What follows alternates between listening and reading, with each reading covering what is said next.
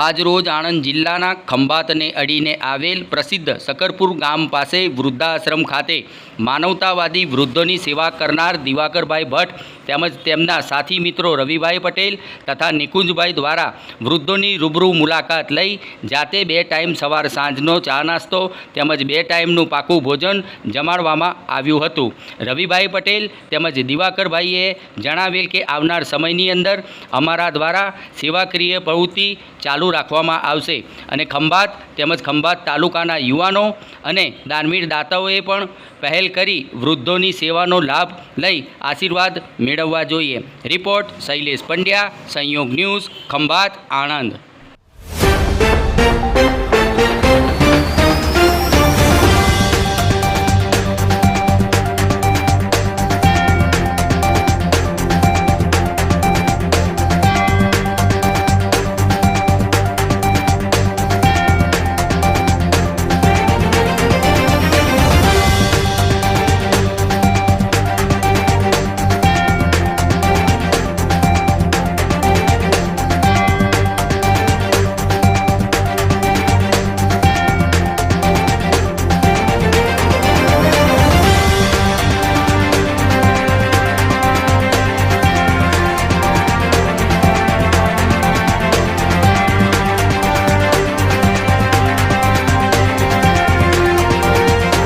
તે વૃદ્ધાશ્રમમાં આજ રોજ દિવાકરભાઈ અને તેમના મિત્રો દ્વારા વૃદ્ધોને ભોજન આપવામાં આવ્યું છે, તેના વિશે આપ શું કહે છો?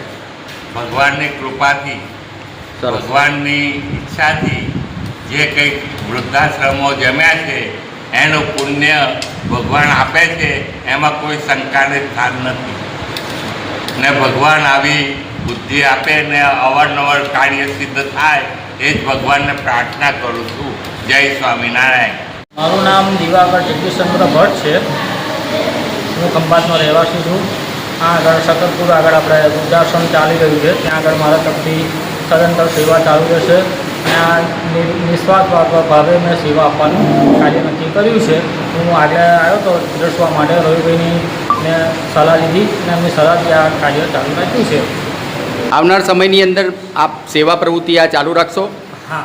આપનું ને આજ રોજ વૃદ્ધાશ્રમ ખાતે શું કાર્યક્રમ કરવામાં આવ્યો છે? મારું નામ રવિ પટેલ છે અને આજે દિવાકરભાઈ જે મારા મિત્ર છે, આજે એમના દ્વારા અહીંયા વડીલોને ભોજન આપવામાં આવ્યું છે અને આ મારા મિત્ર છે નિકુંજભાઈ, એમને અમને સહાયતા કરી છે, મદદ કરી છે, અમારી સાથે આવ્યા છે।